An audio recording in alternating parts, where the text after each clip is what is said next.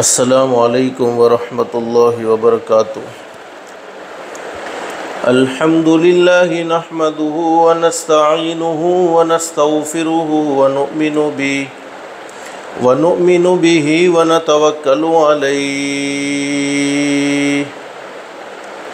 व नऊज़ु बिल्लाहि मिन शुरूरि अनफुसिना व मिन सय्यिआति अअमालिना। मन यहदिहिल्लाहु फला मुज़िल्ल लहु व मन युज़लिल्हु फला हादिय लहु व नशहदु अल्ला इलाहा इल्लल्लाहु वहदहु ला शरीका लहु व नशहदु अन्न सय्यदना व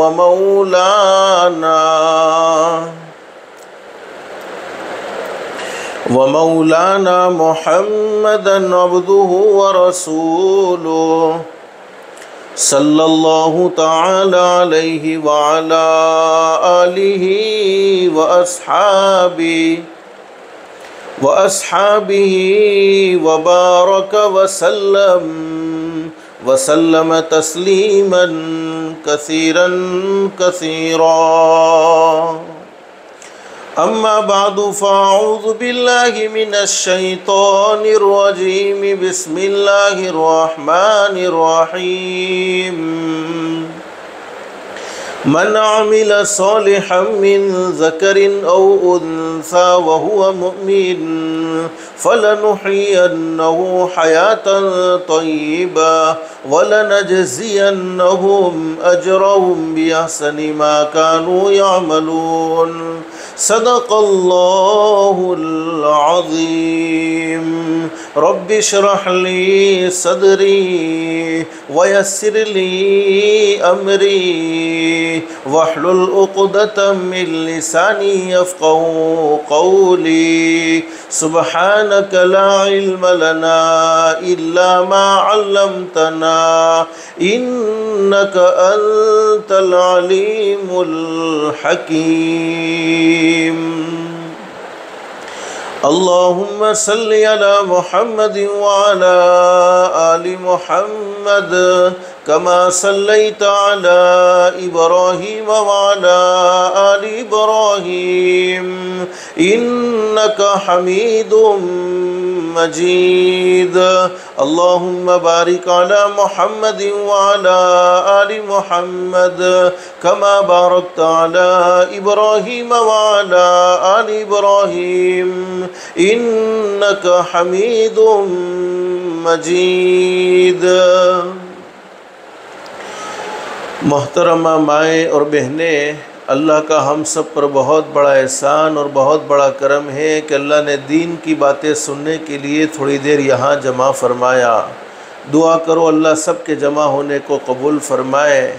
और जुमा का मुबारक दिन हदीस शरीफ में हज़रत अक़दस नबी करीम सल्लल्लाहु अलैहि वसल्लम का सच्चा इरशाद अली है। जुमा के दिन एक घड़ी ऐसी होती है, उस घड़ी में कोई बंदा या कोई बंदी अपने परवरदिगार आलम से जो भी सवाल करें, अल्लाह पाक उसके सवाल को ज़रूर कबूल फ़रमाते हैं। अल्लाह से दिल से दुआ कर लो, अल्लाह तूने अपने फ़ज़्ल करम से, अपनी रहमत से दीन की बातें सुनने के लिए यहाँ जमा फ़रमाया। अल्लाह के लिए कोई मुश्किल नहीं, अल्लाह सबको जन्नतुल फिरदौस नबी जमा फ़रमाए। माँ बहनें, दिल में नीयत और इरादा करके बैठे हैं कि जितनी भी बातें सुने अमल की नीयत से सुनेंगे इंशाअल्लाह। इसलिए कि सुनना और सुनाना तो बहुत सी मर्तबा होता है, नहीं होता तो ज़िंदगी में अमल नहीं होता। और असल ज़िंदगी संवरती है, असल ज़िंदगी बनती है, अमल से बनती है। और अल्लाह कुरान करीम में खुशखबरी सुना रहे हैं, फ़बश्शिर इबाद। अल्लाह फरमाते मेरे बंदों को और मेरी बंदियों को खुशखबरी सुना दो। कौन से बंदे और कौन सी बंदियाँ? अल्लाह फरमाते हैं अल्लज़ीना यस्तमिऊनल क़ौल फ़यत्तबिऊना अहसना। अल्लाह फरमाते मेरे वो बंदे और मेरी वो बंदियाँ जो दीन की बातों को, कुरान की बातों को, हदीस की बातों को ध्यान से सुनते हैं, तवज्जो से सुनते हैं और उस पर अमल करते हैं। अब अमल करने पर अल्लाह की तरफ से इनाम क्या मिलेगा? तो कुरान करीम में अल्लाह रब्बुल आलमीन फरमाते हैं उलाइकल्लज़ीना हदाहुमुल्लाह व उलाइका हुम उलुल अलबाब। अल्लाह फरमाते मेरे बंदों और मेरी बंदियों, तुम ज़मीन पर अमल की नियत करोगे, तुम ज़मीन पर अमल का इरादा करोगे, मैं रब्बुल आलमीन आसमानों पर तुम्हारे लिए हिदायत के फ़ैसले कर दूँगा।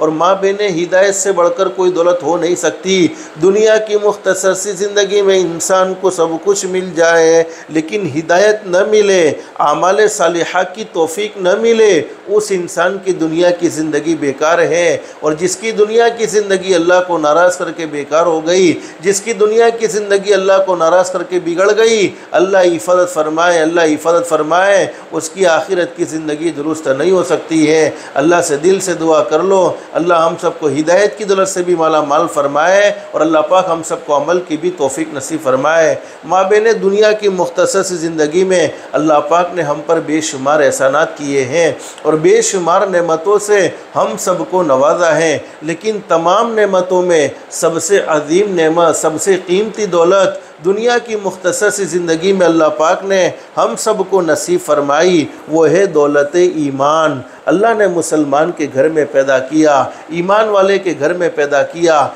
ईमान का मिल जाना ये अल्लाह की बहुत बड़ी नेमत, उससे बड़ी कोई नेमत हो नहीं सकती। लेकिन ईमान का मौत तक महफूज रहना ये उससे भी बड़ी नेमत है। और दुनिया की मुख्तसर सी ज़िंदगी में जितने भी हम नेक अमाल करते हैं, चाहे 5 वक्त की नमाज का एहतमाम करते हो, चाहे रमज़ान के रोज़े रखते हो, अल्लाह ने माल दिया है ज़कात अदा करने का एहतमाम करते हो, अल्लाह ने माल दिया है, ताकत दी है, तंदुरुस्ती दी है, हज करने का एहतमाम करते हो, दुनिया की ज़िंदगी में जितने भी नेक अमाल कर रहे हैं, तमाम के तमाम नेक अमाल का एक ही मकसद है, जो ईमान अल्लाह ने हमें माँ की गोद से नसीब फरमाया, वो ईमान क़ब्र में जाने तक महफूज कैसे रहे। अल्लाह रब्बुल आलमीन से दिल से दुआ कर लो, अल्लाह हम सबको ईमान की कदरदानी की तौफीक नसीब फरमाए। और माँ बहनें, याद रखो, हम अपनी मर्ज़ी से मुसलमान के घर में पैदा नहीं हुए हैं, बल्कि अल्लाह पाक ने हम पर करम का, रहम का, आफ़ियत का मामला फरमाया है और ईमान की दौलत से माला माल फरमाया है। कुरान करीम में अल्लाह रब्बुल आलमीन फरमाते बलिल्लाहु यमुन्नु अलैकुम अन हदाकुम लिल ईमानी इन कुंतुम सादिकीन। अल्लाह फरमाते मेरे बंदो और मेरी बंदियों, ये मत समझना कि तुम अपनी मर्जी से ईमान वाले के घर में पैदा हो गए हो, तुम अपनी मर्जी से मुसलमान बन गए हो। अल्लाह फरमाते ये तो मैंने तुम पर एहसान का मामला किया है, करम का मामला किया है, रहम का मामला किया है कि तुम्हें ईमान की दौलत से माला माल फरमाया, मुसलमान के घर में पैदा किया है। अल्लाह से दिल से दुआ कर लो, अल्लाह हम सबको सच्चा पक्का मुसलमान बनकर ज़िंदगी गुजारने की तौफीक व सादत नसीब फरमाए। अब ईमान मिल जाने के बाद एक मुसलमान मर्द की क्या ज़िम्मेदारी है, एक मुसलमान औरत की क्या ज़िम्मेदारी है, उस ज़िम्मेदारी को समझाने के लिए अल्लाह पाक ने अपने पाक बंदों को नबी बनाकर इस दुनिया में भेजा। सबसे पहले नबी हज़रत आदम अलैहिस्सलाम इस दुनिया फ़ानी में तशरीफ़ लाए और सबसे आखिर में आने वाले हमारे आका हज़रत मुहम्मदुर रसूलुल्लाह सल्लल्लाहु अलैहि वसल्लम इस दुनिया फ़ानी में तशरीफ़ लाए। तमाम के तमाम नबियों का एक ही पैगाम रहा है, ओ लोगों अल्लाह को मानो। क्या मतलब है? करने धरने वाली ज़ात एक अल्लाह की है, इज़्ज़त देने वाला भी अल्लाह, जलील करने वाला भी अल्लाह, मौत देने वाला भी अल्लाह, ज़िंदगी देने वाला भी अल्लाह, रात को दिन में बदलने वाला भी अल्लाह, दिन को रात में बदलने वाला भी अल्लाह, और बगैर हिसाब व किताब के हलाल पाकीज़ा रोज़ी देने वाला भी एक अल्लाह ही है। अल्लाह को मानो, अल्लाह की मानो। क्या मतलब है? जिन कामों को अल्लाह ने करने का कहा उन कामों को करने वाले बन जाओ, और जिन कामों से अल्लाह ने रोका उन कामों से अपने आप को बचा लो। आखिर में हमारे आका ताजदार मदीना मुहम्मदुर रसूलुल्लाह सल्लल्लाहु अलैहि वसल्लम इस दुनिया फ़ानी में तशरीफ़ लाते हैं और आपने भी अपनी उम्मत को यही पैगाम दिया है। आपने भी अपनी उम्मत को ज़िंदगी गुजारने का खूबसूरत तरीका सिखलाया है। माँ बहनें, मैं अक्सर औरतों के बयान में कहा करता हूँ, औरतों के लिए लंबे लंबे बयान की कोई ज़रूरत नहीं है, औरतों के लिए लंबी लंबी तकरीरों की कोई ज़रूरत नहीं है। औरतों का दिन बहुत आसान है। हदीस शरीफ में मौजूद है, हज़रत अक़दस नबी करीम सल्लल्लाहु अलैहि वसल्लम का इरशाद आली है, मरने के बाद के दो ठिकाने हैं। और माँ बहनें याद रखो, दुनिया की ज़िंदगी हमेशा हमेश की नहीं है, बल्कि दुनिया में कोई बाकी नहीं रहेगा। बाकी रहने वाली ज़ात तो सिर्फ एक अल्लाह ही की है। अल्लाह कुरान करीम में फरमाते, कुल्लु मन अलैहा फ़ान व यबक़ा वजहु रब्बिका ज़ुल जलाली वल इकराम। अल्लाह फरमाते, दुनिया में पैदा होने वाली हर चीज़ को फ़ना हो जाना है, हर चीज़ को ख़त्म हो जाना है, हर चीज़ को मीट जाना है। बाकी रहने वाली ज़ात अगर किसी की है तो वो सिर्फ एक अल्लाह ही की है। अल्लाह हमेशा हमेश है और अल्लाह पाक हमेशा हमेश रहेंगे। लेकिन दुनिया तो हर किसी को छोड़ देनी है, दुनिया से हर कोई इंसान जाएगा। दुनिया में लोगों ने बड़े से बड़ी हकीकतों का इनकार किया है, लेकिन दुनिया से जाना और मौत का आना एक ऐसी सच्ची दलील है, एक ऐसी पक्की दलील है कि दुनिया के किसी भी कोने में रहने वाला इंसान क्यों ना हो, किसी भी मज़हब से ताल्लुक़ रखने वाला इंसान क्यों ना हो, चाहे वो अमीर हो, चाहे वो गरीब हो, चाहे वो शहर का रहने वाला हो, चाहे वो देहात का रहने वाला हो, चाहे वो फरमा बरदारी वाली ज़िंदगी गुजारने वाला हो, चाहे वो नाफरमानी वाली ज़िंदगी गुजारने वाला हो, लेकिन वो इस बात को ज़रूर मानता है कि मुझे एक न एक दिन ये दुनिया छोड़ देनी है, मुझे आखिरत का सफ़र ज़रूर करना है, मरना ज़रूर है। माँ बहनें, हमने अपनी आँखों से कई जनाज़ों को देखा है, अपने कानों से कईयों की मौतों की खबर सुनी है। अरे हमने अपने रिश्तेदारों को जाते हुए अपनी आंखों से देखा है, अपने पड़ोसियों को जाते हुए अपनी आंखों से देखा है। तो दुनिया से जाने वाला हर इंसान दुनिया में बसने वाले लोगों को एक पैगाम देता हुआ जाता है, दुनिया में बसने वाले लोगों को एक मैसेज देता हुआ जाता है, ए दुनिया में बसने वाले लोगों, देखो किसी ज़माने में हम भी तुम्हारे महल्ले में रहा करते थे, हम भी तुम्हारे पड़ोसी हुआ करते थे, किसी ज़माने में हम भी तुम्हारे घर में रहते थे, तुम्हारे दस्तरखान पर खाने में शरीक रहते थे, तुम्हारी बातों की महफिल में शरीक रहते थे, लेकिन आज दुनिया छोड़कर जा रहे हैं। घर से निकाल दिया गया, महल्ले से निकाल दिया गया, शहर से निकाल दिया गया और कब्रिस्तान के हवाले कर दिया।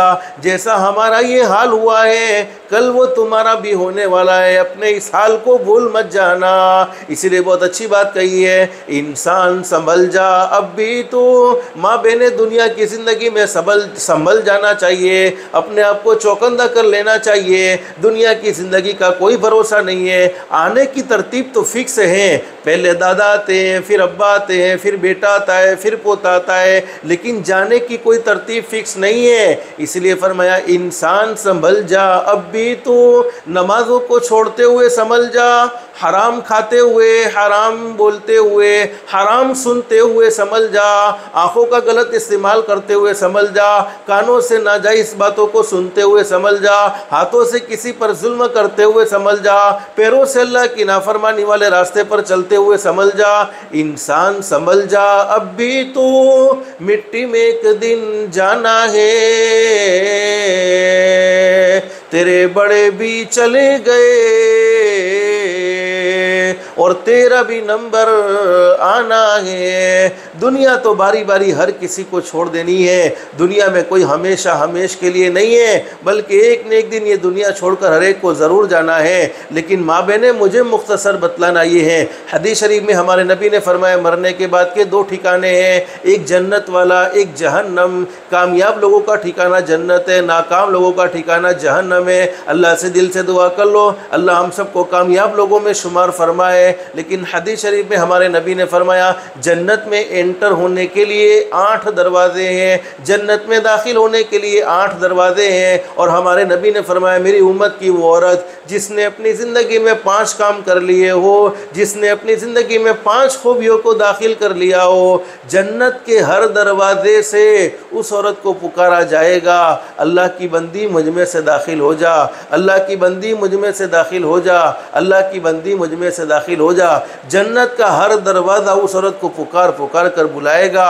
जन्नत के हर दरवाजे से उस औरत को आवाज़ आएगी, अल्लाह की बंदी मुझ में से दाखिल हो जाओ। यानी 5 काम करने वाली औरत को जन्नत का इंतज़ार नहीं करना पड़ेगा, जन्नत खुद उसका इंतज़ार करेगी। उसमें सबसे पहला काम हदीस शरीफ में हज़रत नबी करीम सल्लल्लाहु अलैहि वसल्लम ने बयान फरमाया, नमाज का एहतमाम। नमाज को जुमा के साथ ख़ास ना करो। अल्लाह की नेमतों से हम रोज़ाना फ़ायदा उठाते हैं, अल्लाह की नेमतें हम रोज़ाना खाते हैं, फिर अल्लाह के सामने 7वें दिन क्यों झुकते हैं?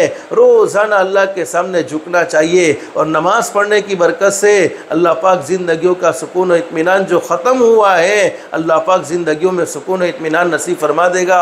आज बहुत सी औरतें कहती हैं हमारी औलाद हमारी नाफरमान है, हमारे कंट्रोल में नहीं है। माँ बहनें, हकीकत ये है कि हम अल्लाह के नाफरमान होते हैं, अल्लाह पाक औलाद को भी नाफरमान बना देता है। इसलिए अगर आप चाहती हो कि आपकी औलाद आपकी आंखों की ठंडक बने तो घर में रहकर 5 वक्त की नमाज का ज़रूर एहतमाम करो।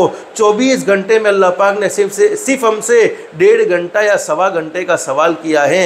1.5 सवा घंटा अल्लाह के सामने झुक जाना चाहिए। जो अल्लाह के सामने झुकता है पूरी मखलूक उसके सामने झुकती है, और जो अल्लाह के सामने नहीं झुकता है उसको पूरी मखलूक के सामने झुकना पड़ता है।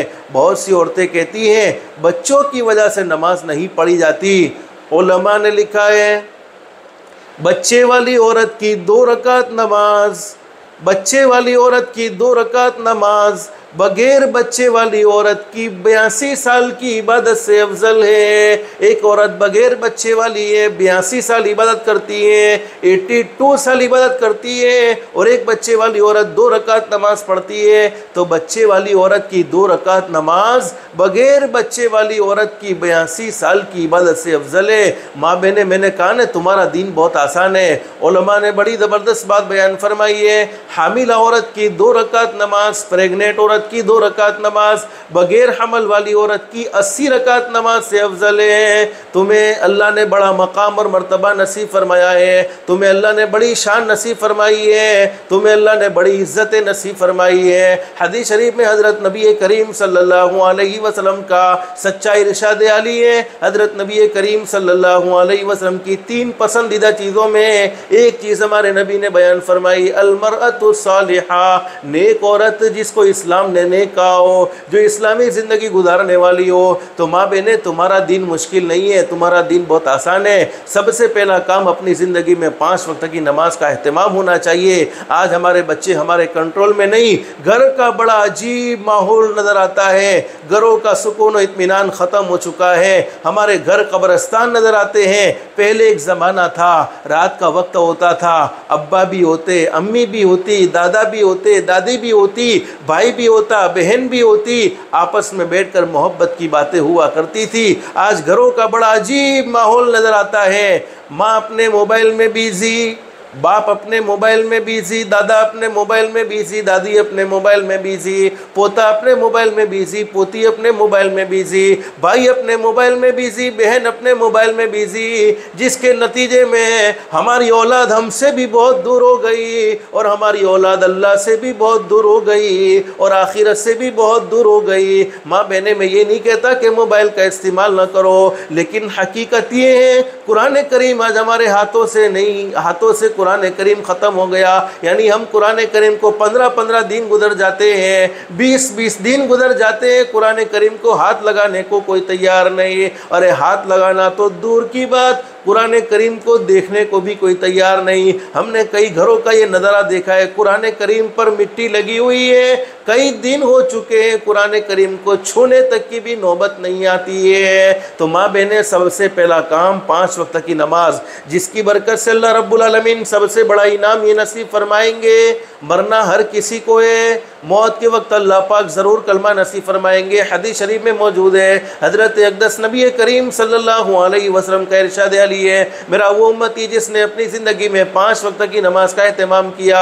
रूह निकालने वाले फरिश्ते मलकुल मौत, जब उसका आखिरी वक्त होगा, दुनिया से जाने वाला होगा, रूह निकालने वाले फरिश्ते शैतान को भी उससे दूर भगा देंगे और रूह निकालने वाले फरिश्ते पहले खुद उसे कलमा पढ़ाएंगे, फिर उसकी रूह को कब्ज़ किया जाएगा। तो सबसे पहला काम बयान फरमाया 5 वक्त की नमाज का एहतमाम है। दूसरी बात हज़रत नबी करीम सल्लल्लाहु अलैहि वसल्लम ने हदीस शरीफ में बयान फरमाई, वो औरत जिसने रमज़ान के रोज़े रखे, हाँ मजबूरी थी, रोज़ा छोड़ने की ज़रूरत पेश आ गई, जैसे वो अय्याम जिनमें नमाज़ें माफ़ हो जाती हैं, वो दिन जिनमें नमाज़ें माफ़ हो जाती है, उन दिनों में रोज़ा रखने की इजाज़त नहीं, बल्कि रोज़े भी माफ़ हो जाते हैं। अलबत्ता नमाज़ों की क़ज़ा नहीं होती, लेकिन रोज़े की क़ज़ा ज़रूर करनी होती है। तो हदीस शरीफ में दूसरा काम बयान फरमाया, वो औरत जिसने रमज़ानुल मुबारक के रोज़े रखे। तीसरा काम बयान फरमाया नबी करीम सल्लल्लाहु अलैहि वसल्लम ने, वो औरत जिसने अपने आप को पर्दे में रखा। माँ बहने, अल्लाह ने आपको एक मकाम और एक मर्तबा नसीब फरमाया है। पर्दा ये तुम पर बोझ नहीं है, कीमती चीज़ होती है जिसको हम छुपा कर रखते हैं, लोगों के सामने उसको जाहिर नहीं करते हैं। अल्लाह ने औरत को इस्लाम में कीमती बनाया है, इसलिए उसे खुला घूमने की इजाज़त नहीं दी है, बल्कि अल्लाह पाक ने उसे पर्दे का हुक्म दिया है। आज हमारे औलाद, मैंने शुरू में बताया, हमारी आँखों की ठंडक नहीं है। माँ बहनें, हकीकत ये है, हमारी औलाद हमारी ख़ुद दुश्मन बनी चली जाती है। उसकी एक वजह यह है, बहुत सी अल्लाह की बंदियाँ और बहुत से अल्लाह के बंदे कहते हैं औलाद कंट्रोल में नहीं, लेकिन याद रखो माँ बाप के गुनाहों की नौसत औलाद पर भी मुंतकिल होती है। अगर माँ बेशरम होती है, बेहया होती है, तो वो बेशर्मी औलाद में भी मुंतकिल होती है। इसलिए माँ बहनें, अगर अपनी बेटियों को बाहया बनाना चाहती हो, अपने बच्चों को आप इफ़्फ़त और पाक दामनी की तालीम देना चाहती हो, तो अपने आप को पर्दे में रखने का एहतमाम करो, खुला हरगिज़ न घूमो। हदीस शरीफ में हज़रत नबी करीम सल्लल्लाहु अलैहि वसल्लम ने औरतों को बड़ी ताकीद के साथ ये हुक्म बयान फरमाया है, औरतों को बड़ी ताकीद के साथ ये हुक्म दिया है। लेकिन माँ बहनें, चूँकि मैं इस दौर के मुआफिक की कुछ बातें आपके सामने रखता हूँ कि हमारे दौर में होता ये है, आज बेटी जब घर में होती है न माँ की फरमा बरदार है। अरे सास को न बहू से राहत है, बहू को न सास से राहत है। हकीकत ये है, हमारी ज़िंदगियाँ नफ़रतों में गुजर रही हैं, हमारी ज़िंदगियों का सुकून और इत्मीनान ख़त्म हो गया है। और कुरान करीम में अल्लाह रब्बुल आलमीन हमें ये पैगाम देते हैं, मन आमिल सालिहम मिन ज़करिन औ उन्सा व हुवा मुमिन, मर्द हो या औरत, जिसने अपनी ज़िंदगी में अमल साले किए। क्या मतलब है? ज़िंदगी में ऐसे अमाल किए जो अल्लाह को खुश करने वाले हैं, हज़रत नबी करीम सल्लल्लाहु अलैहि वसल्लम को खुश करने वाले हैं, और अपने आप को उन अमाल से बचाया जिन अमाल से अल्लाह नाराज़ होता है, जिन अमाल से हमारे नबी हज़रत मुहम्मदुर रसूलुल्लाह सल्लल्लाहु अलैहि वसल्लम नाराज़ होते हैं। कुरान करीम में मौजूद है, फ़लनुहय्यन्नहु हयातन तय्यबा, अल्लाह पाक उसकी ज़िंदगियों में सुकून और इत्मीनान भर देंगे, ज़िंदगी की उलझनों को अल्लाह पाक ख़त्म फरमा देंगे। आज ज़िंदगियों में उलझने हैं, ये अल्लाह को नाराज़ करने का नतीजा है। किसी जिन्नात की, किसी जादू वाले की कोई ताकत नहीं है कि वो हमारे घर पर जादू कर सके, हम पर जिन्नात छोड़ सके, या हमारी ज़ात पर जादू कर सके। मन आरज़ान ज़िक्री फ़इन्न लहू मईशतन ज़न्का व नहशुरुहु यौमल क़ियामति अमा। अल्लाह फरमाते, मेरे वो बंदे और मेरी वो बंदियाँ जो दुनिया की ज़िंदगी अपनी मनमानी गुजारते हैं, मुझे भूल जाते हैं, मुझे नाराज़ करके ज़िंदगी गुजारते हैं, नमाज़ों का एहतमाम नहीं है, हमेशा अल्लाह को नाराज़ करने वाले काम करते हैं, तो नतीजा ये होता है फ़इन्न लहू मईशतन ज़न्का, हम उनकी ज़िंदगियों को तंग कर देते हैं, ज़िंदगियों का सुकून और इत्मीनान छीन लेते हैं। लेकिन माँ बहनें, मैंने आपको बतलाया, हमारे आका हज़रत मुहम्मदुर रसूलुल्लाह सल्लल्लाहु अलैहि वसल्लम ने औरतों को बड़ा मकाम दिया। जैसे शुरू में मैंने आपको बतलाया, जन्नत के हर दरवाजे से उस औरत को पुकारा जाएगा जिसने अपनी ज़िंदगी में 5 काम किए। सबसे पहला काम 5 वक्त की नमाज का एहतमाम है। बहुत सी औरतें कहती हैं, अरे घर में काम की वजह से नमाज़ पढ़ना बड़ा मुश्किल मालूम होता है। माँ बहनें, मैं तुम्हें मकाम और तुम्हारा मर्तबा समझाऊँ कि तुम्हें हमारे नबी ने क्या शान नसीब फरमाई है। उलमा ने लिखा है कि वो औरत जो अपने घर में सवाब की नीयत से अल्लाह को राज़ी करने के लिए और अल्लाह का ज़िक्र करते हुए घर की सफाई करे। आप रोज़ाना घर की सफाई करती हो, आपकी नीयत क्या होती है? अरे घर अच्छा लगना चाहिए, घर साफ़ सुथरा दिखना चाहिए। अलबत्ता ये नीयत सही है, कोई गलत नहीं है, इसलिए कि पाकी को हमारे नबी ने पसंद किया है और पाकी को आधा ईमान बतलाया है। लेकिन उलमा ने लिखा है वो औरत जो अपने घर में सवाब की नीयत से झाड़ू लगाए, उलमा ने बड़ी ज़बरदस्त बात बयान फरमाई है। अल्लाह पाक उस औरत को बैतुल्लाह में झाड़ू लगाने का सवाब नसीब फरमाते हैं। लोग बैतुल्लाह में जाने को तरसते हैं और तुम सिर्फ घर में सवाब की नीयत से झाड़ू लगाओ तो अल्लाह पाक तुम्हें बैतुल्लाह में झाड़ू लगाने का सवाब अता फरमाते हैं। हकीकत ये है कि अल्लाह ने तुम्हें बड़ा मकाम और मर्तबा दिया है। तुम्हारे हर अमल की अल्लाह के नज़दीक कदर व कीमत है। बहुत से अल्लाह के बंदों की, बहुत सी अल्लाह की बंदियों की ये तमन्ना होगी कि इन गुनहगार आँखों से बैतुल्लाह को देख ले, इन गुनहगार आँखों से हज़रत मुहम्मदुर रसूलुल्लाह सल्लल्लाहु अलैहि वसल्लम के मुबारक शहर यानी मदीनतुल मुनव्वरा की ज़ियारत कर ले। तो आज मैं आपको एक अमल बतला दूँ। अल्लाह का जो भी बंदा या अल्लाह की जो भी बंदी रोज़ाना 313 मरतबा दुरूद शरीफ पढ़ने का एहतमाम करे। सबसे बेहतर दुरूद शरीफ तो वही है जिसको हम नमाज में पढ़ते हैं। अगर वो मुश्किल मालूम होता है 313 मरतबा पढ़ना, तो सल्लल्लाहु अलैहि वसल्लम सल्लल्लाहु अलैहि वसल्लम। माँ बहनें याद रखो, दुनिया की ज़िंदगी में जितने भी नेक अमाल करते हैं, नमाज पढ़ते हो, रोज़े रखते हो, ज़कात देते हो, हज करते हो, उम्रा करते हो, कबूल भी हो सकते हैं, मरदूद भी हो सकती है। एक आदमी ने नमाज पढ़ी, उसकी नमाज कबूल भी हो सकती है, मकबूल भी हो सकती है, मरदूद भी हो सकती है। एक आदमी ने हज किया, उसका हज मकबूल भी हो सकता है, मरदूद भी हो सकता है। एक आदमी ने उम्रा किया, उसका उम्रा मकबूल भी हो सकता है, मरदूद भी हो सकता है। लेकिन दुरूद शरीफ एक ऐसी इबादत है, चाहे दिल से पढ़ो, चाहे बगैर दिल के पढ़ो, चाहे इखलास से पढ़ो, चाहे रियाकारी से पढ़ो, दुरूद शरीफ हर हाल में अल्लाह की बारगाह में मंजूर होता है, हर हाल में अल्लाह की बारगाह में कबूल होता है। दुरूद शरीफ कभी भी मरदूद नहीं होता है। और जो रोज़ाना 313 मरतबा दुरूद शरीफ पढ़ने का एहतमाम करे, अल्लाह रब्बुल आलमीन उसे 3 बड़े बड़े इनाम नसीब फरमाएंगे। सबसे पहला इनाम तो ये है, अल्लाह पाक बहुत जल्द मदीनतुल मुनव्वरा के सफ़र के, मक्कतुल मुनव्वरा के सफ़र के असबाब पैदा फरमा देंगे। अल्लाह के लिए कोई मुश्किल नहीं है। और दूसरा बड़ा इनाम हज़रत नबी करीम सल्लल्लाहु अलैहि वसल्लम के अल्लाह रब्बुल आलमीन ख्वाब में ज़ियारत नसीब फरमा देंगे। और तीसरा बड़ा इनाम, अल्लाह पाक ऐसी बड़ी बड़ी बीमारियों से महफूज रखेंगे जिन बीमारियों से मौत हो जाती है, जिन बीमारियों से आदमी कब्र के हवाले हो जाता है, जैसे कैंसर की बीमारी है, हार्ट अटैक की बीमारी है, और भी बहुत सी बड़ी बड़ी बीमारियों से अल्लाह पाक महफूज रखेंगे 313 मरतबा दुरूद शरीफ पढ़ने की बरकत से। तो तीसरी बात चल रही थी, घर में अपने आप को पर्दों में रखने का एहतमाम करना चाहिए, पर्दे का ख़ास तौर पर लिहाज रखना चाहिए। और माँ बहनें, एक बड़ी अजीब व गरीब बात बतलाऊँ, आज हमारे घर में बेटे भी हैं, बेटियाँ भी हैं, लेकिन हकीकत ये है औलाद देने वाली ज़ात एक अल्लाह की है। बेटा भी अल्लाह की तरफ से है, बेटी भी अल्लाह की तरफ से है। और कुरान करीम में अल्लाह पाक हमें ये पैगाम देते हैं, यहबु लिमन यशाउ इनासा व यहबु लिमन यशाउ ज़ुकुर औ युज़व्विजुहुम ज़ुक्राना व इनासा व यजअलु मन यशाउ अक़ीमा। अल्लाह फरमाते, जिसे मैं चाहता हूँ बेटियाँ ही बेटियाँ देता हूँ, और जिसे मैं चाहता हूँ बेटे ही बेटे देता हूँ, और जिसे मैं चाहता हूँ बेटियाँ भी देता हूँ, बेटे भी देता हूँ, और जिसे चाहता हूँ कुछ भी नहीं देता। तावीज़ वाले किसी भी बापू की ताकत नहीं है कि वो किसी को औलाद दे सके। दरगाह वाले किसी बाबा की ये ताकत नहीं है कि वो किसी को औलाद दे सके।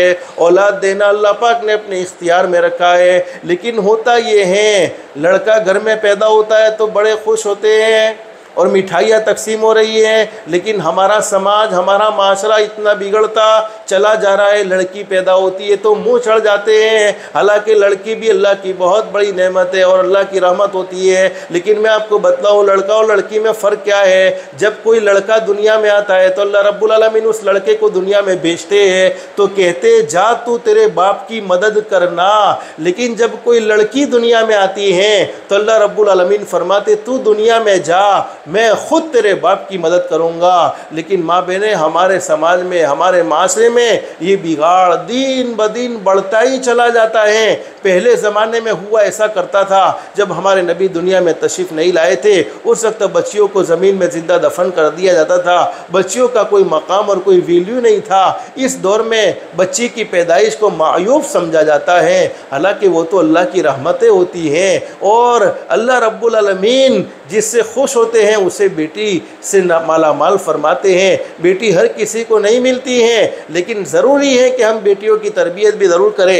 एक हदीस में हज़रत नबी करीम सल्लल्लाहु अलैहि वसल्लम का इरशाद आली है, जिसके घर में बेटी पैदा हो जाए शर्त ये है कि जन्ने वाली माँ भी खुश हो और बाप भी खुश हो।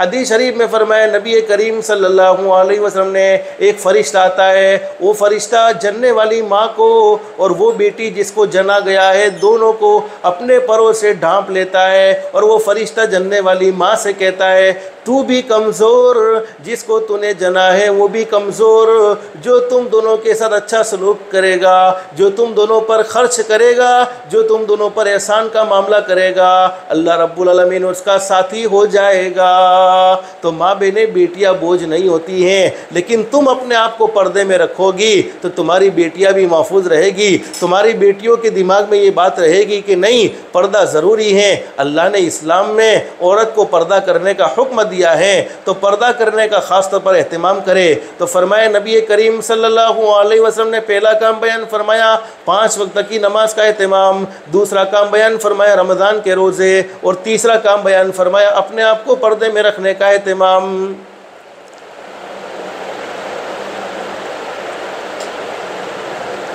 अल्हम्दुलिल्लाह। और चौथा काम बयान फरमाया नबी करीम सल्लल्लाहु अलैहि वसल्लम ने, अल्लाह रब्बुल आलमीन ने माल दिया है तो ज़कात अदा करने का एहतमाम करे, ज़कात को भी पूरी पूरी अदा करे। और 5वां काम बयान फरमाया नबी करीम सल्लल्लाहु अलैहि वसल्लम ने, शोहर की फरमाबरदारी करे। अब तुम्हारे दिल में ये सवाल होगा कि हम क्यों शोहर की फरमाबरदारी करें, वो ख़ुद हमारी फरमाबरदारी करे, वो ख़ुद हमारी बातें माने। तो माँ बहनें, शोहर को तुम्हारे साथ कैसा रहना है, मर्दों को औरतें के साथ कैसा रहना है, वो हम मस्जिदों में मर्दों को बतलाया करते हैं, लेकिन इस वक्त बातें चूँकि आपके लिए हैं इसलिए मैं आपको आपका दीन समझाना चाहता हूँ। अल्लाह समझने की तौफीक नसीब फरमाए और समझ में आ जाए तो अल्लाह पाक अमल की भी तौफीक नसीब फरमाए। हदीस शरीफ में फरमाए नबी करीम सल्लल्लाहु अलैहि वसल्लम ने, औरत उस वक्त तक अल्लाह का हक अदा नहीं कर सकती है जब तक कि वो अपने शोहर का हक अदा न कर ले।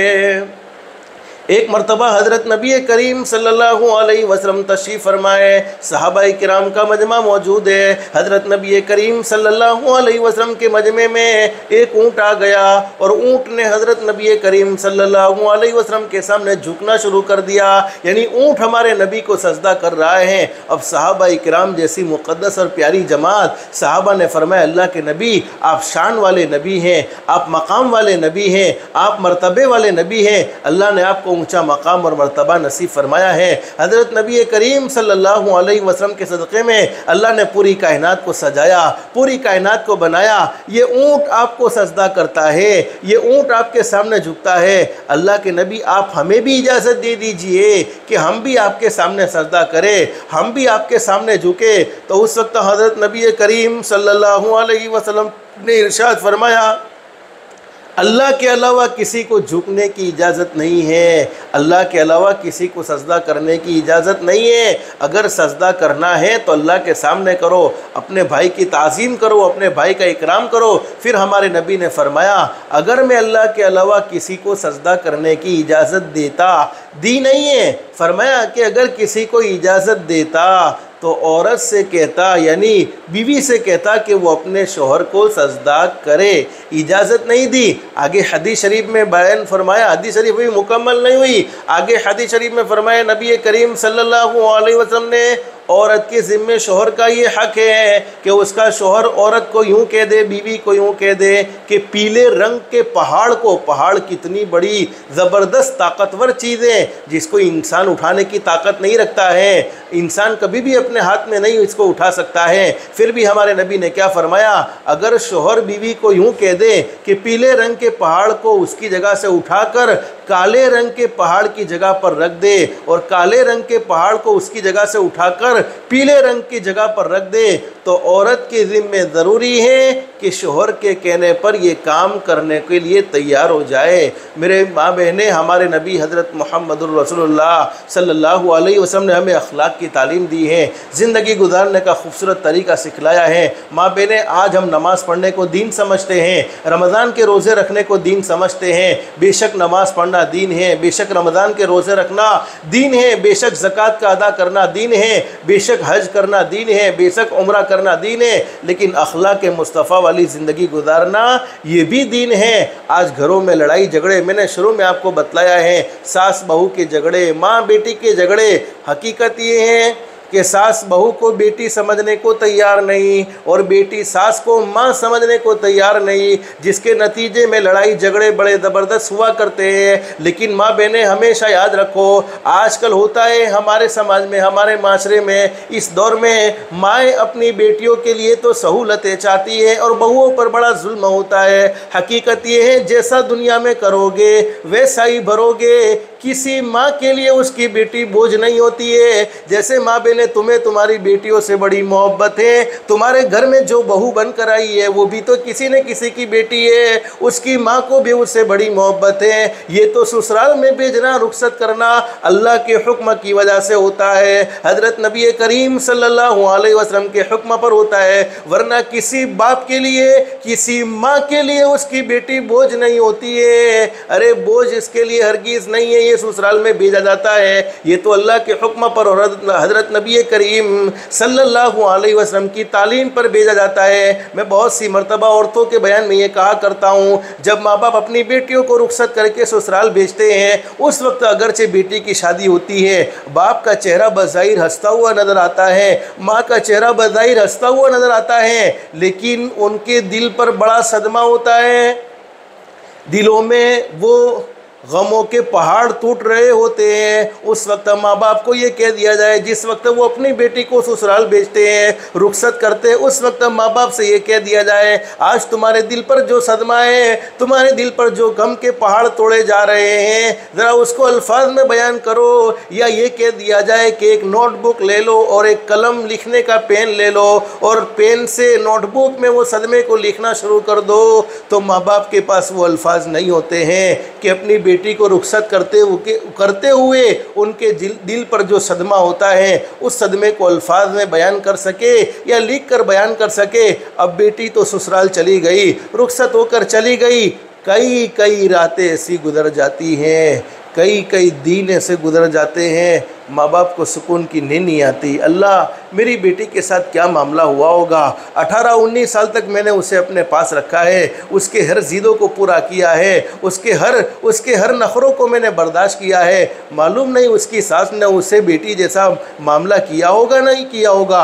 उसकी सास ने उसको घर की नौकरानी तो नहीं बना दिया होगा, उसकी सास ने उस पर जुल्म तो नहीं किया होगा, उसके शौहर ने उसे मोहब्बत दी होगी या नहीं दी होगी, उसके शौहर ने उसके साथ अच्छा सलूक किया होगा या नहीं किया होगा।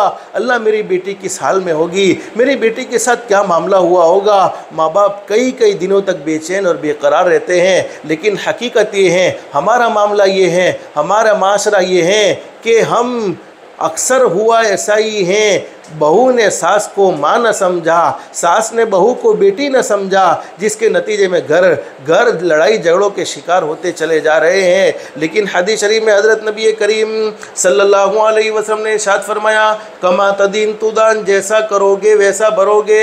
अगर तुमने किसी की बेटी को दुख पहुँचाया है तो तुम्हारे साथ भी वैसा ही मामला होने वाला है। जैसी करनी वैसी भरनी, ना मानो तो करके देखो। अरे बहू ने कोई नादानी की है, कोई गलती की है, सास उसको बेटी समझकर माफ़ कर दे, तू ज़मीन पर माफ़ करेगी, अल्लाह रब्बुल आलमीन आसमानों पर तेरे गुनाहों को माफ़ कर देगा। और सास ने बहू के साथ कोई बुरा सलूक किया है, बहू सास को माँ समझकर माफ़ कर दे, तू ज़मीन पर माफ़ करेगी, अल्लाह रब्बुल आलमीन आसमानों पर तेरे गुनाहों को माफ़ कर देगा। जैसी करनी वैसी भरनी, ना मानो तो करके देखो। जन्नत भी है दोज़ख भी है, ना मानो तो मर के देखो। भले अमल का भला नतीजा। अरे हमने ने किसी के साथ भलाई का मामला किया है। हकीकत ये है कि किसी के साथ भलाई का मामला नहीं किया है, बल्कि अपनी ज़ात के साथ भला किया है। किसी के साथ बुराई का मामला किया, किसी के साथ बुरा सलूक किया, हकीकत ये है कि किसी के साथ बुरा सलूक नहीं किया है, बल्कि अपनी ज़ात के साथ बुरा किया है। भले अमल का भला नतीजा, बुरे अमल का बुरा नतीजा। जिन लोगों ने बुरा किया है चलकर उनका घर देखो। जुल्म करने वाले, किसी के दिल के टुकड़े टुकड़े करने वाले, अल्लाह पाक उनकी ज़िंदगियों का सुकून और इत्मीनान ख़त्म कर देता है, उनकी ज़िंदगियों का चैन और सुकून छीन लिया जाता है। इसलिए माँ बहनें, दिल में एक नीयत करो, एक इरादा करो कि रोज़ाना घर में तालीम को ज़िंदा करने का अहतमाम करो। घर में रोज़ाना 5-7 मिनट अपने मोबाइल को बंद कर दो, बच्चों को करीब बिठाओ, घर वालों को करीब बिठाओ, और रोज़ाना तालीम को ज़िंदा करने की बरकत से तुम्हारी औलाद तुम्हारी भी फरमा बरदार होगी, अल्लाह की भी फरमा बरदार होगी। जैसे तुम अपने बच्चों को स्कूल पढ़ाना ज़रूरी समझते हो, बिल्कुल पढ़ाना चाहिए। एजुकेशन बहुत ज़रूरी है। बच्चों को इंग्लिश सिखाना, टीचर बनाना, वकील बनाना, इंजीनियर बनाना, डॉक्टर बनाना बहुत ज़रूरी है, लेकिन मदरसे को भी सामने रखो। मदरसे में भी वक्त पर भेजने की पूरी कोशिश करो। मदरसे का यानी दीन का इल्म भी उन्हें ज़रूर सिखाओ। हमेशा तुम्हें फ़िक्र होनी चाहिए हमारे बच्चे दीन में क्या सीख कर आए हैं। अरे कुरान करीम का कौन सा पारा पढ़ते हैं, किताब का कौन सा मसला पढ़ते हैं, ये तुम्हें इसका इल्म होना चाहिए। माँ बहनें और माँ बाप का सबसे बड़ा कीमती सरमाया खुद उसकी औलाद होती है।